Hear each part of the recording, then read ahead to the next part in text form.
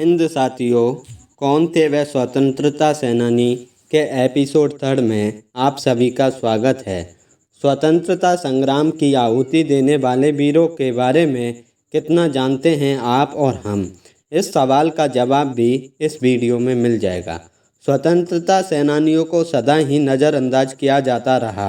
इतिहास से भी, बड़े बड़े पुरस्कारों के नामकरण से भी और शायद राजनीति से भी। ऐसी धारणा किसके मन में और क्यों जन्मी, यह बताने की आवश्यकता नहीं है। इतिहासकारों का एक ऐसा चाटुकार वर्ग जो सिर्फ किसी विशेष राजनीति दल का पोषक बना रहा। उन इतिहासकारों को ऐसे वीर युवक दिखाई ही नहीं दिए कभी। शहीद भगत सिंह, सुखदेव, राजगुरु की शहादत के महज 2 वर्षों के बाद की ही यह घटना है, जो शायद सैंडर्स वध से कम अहमियत नहीं रखती, परंतु इतिहास और उसके लिखने वाले सदा ही पक्षपात करते रहे। आज का दिन हम स्वतंत्रता संग्राम प्रेमियों के लिए खास है। इसका कारण इस कहानी से आप भी जान जाएंगे। तो बात है उस धरती की जिसने हमेशा ही वीरों को जन्मा है। मैं बात बंगाल की कर रहा हूँ, जिसने 2 वीर युवकों को जना, जिनके नाम हैं अनाथ बंधु तथा मृगेंद्र कुमार दत्त। उन दिनों बंगाल के मिदनापुर जिले में क्रांतिकारी गतिविधियां जोरों पर थीं। इससे परेशान होकर अंग्रेज़ों ने वहां जेम्स पिड्डी को जिला अधिकारी बनाकर भेजा। वह बहुत क्रूर अधिकारी था। छोटी सी बात पर 10-12 साल की सज़ा दे देता था। क्रांतिकारियों ने शासन को चेतावनी दी कि वह इसके बदले किसी भारतीय को यहाँ भेजें, पर शासन तो बहरा था, सो बात नहीं सुनी गई। अतः एक दिन जेम्स पेड्डी को गोली से उड़ा दिया गया। अंग्रेज इससे बौखला गए। अब उन्होंने पेड्डी से भी अधिक कठोर रॉबर्ट डगलस को भेजा। एक दिन जब वह अपने कार्यालय में बैठा फाइलें देख रहा था, तो अचानक 2 युवक उसके सामने आए और उसे गोली मार दी। डगलस भी वहीं ढेर हो गया। दोनों में से एक युवक तो भाग गया, पर दूसरा प्रबोध कुमार पकड़ा गया। शासन ने उसे फांसी की सज़ा दी। 2 जिला अधिकारियों की हत्या के बाद भी अंग्रेज़ों की आंख नहीं खुली। अब की बार उन्होंने वाई.जे. वर्ग को भेजा। वर्ग सदा 2 अंगरक्षकों के साथ चलता था। इधर क्रांतिकारियों ने भी ठान लिया कि इस जिले के किसी अंग्रेज जिला अधिकारी को नहीं रहने देंगे।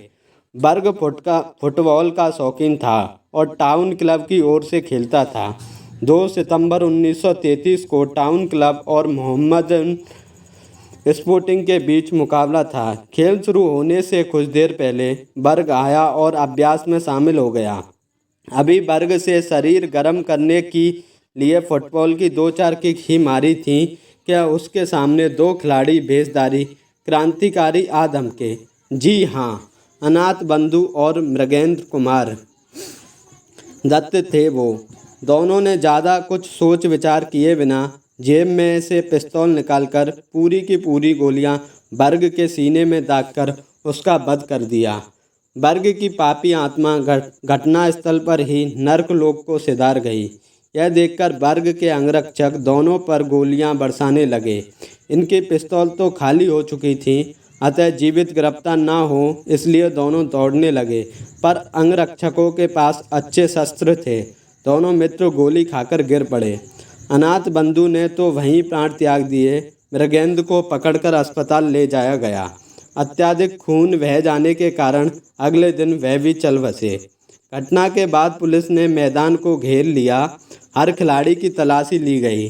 निर्मल जीवन घोष, ब्रजकिशोर चक्रवर्ती और रामकृष्ण राय के पास भी भरी हुई पिस्तौल मिली। यह तीनों भी क्रांतिकारी दल के सदस्य थे। यदि किसी कारण से अनाथ बंधु और मृगेंद्र को सफलता न मिलती, तो इन्हें वर्ग का वध करना था। पुलिस ने इन तीनों को पकड़ लिया और मुकदमा चलाकर मिदनापुर के केंद्रीय कारागार में फांसी पर चढ़ा दिया। 3 जिला अधिकारियों की हत्या के बाद अंग्रेज़ों ने निर्णय किया कि अब कोई भारतीय अधिकारी ही मिदनापुर भेजा जाए। अंग्रेज अधिकारियों के मन में भी भय समा गया था। कोई वहां जाने को तैयार नहीं हो रहा था। इस प्रकार क्रांतिकारी युवकों ने अपने बलिदान से अंग्रेज शासन को झुका दिया। आज उन वीरों के बलिदान दिवस पर एक प्रश्न पूछा जाना आवश्यक है कि क्या आज़ादी के स्वर्ण ग्रंथ में इनका नाम सुनहरे अक्षरों में लिखा जाना नहीं चाहिए? क्या अनाथ बंधु एवं मृगेंद्र दत्त सहित निर्मल जीवन घोष, ब्रजकिशोर चक्रवर्ती और रामकृष्ण राय जैसे वीर योद्धाओं की जीवनियाँ विद्यालयों में नहीं पढ़ाई जानी चाहिए? ऐसी तमाम मांगों के लिए जय हिंद अभियान पूरा करवाकर ही रहेगा। बस आप सबके सहयोग और हौसले की आवश्यकता है। दोनों युवकों को ढेर सारा नमन। जय हिंद, वंदे मातरम, भारत माता की जय।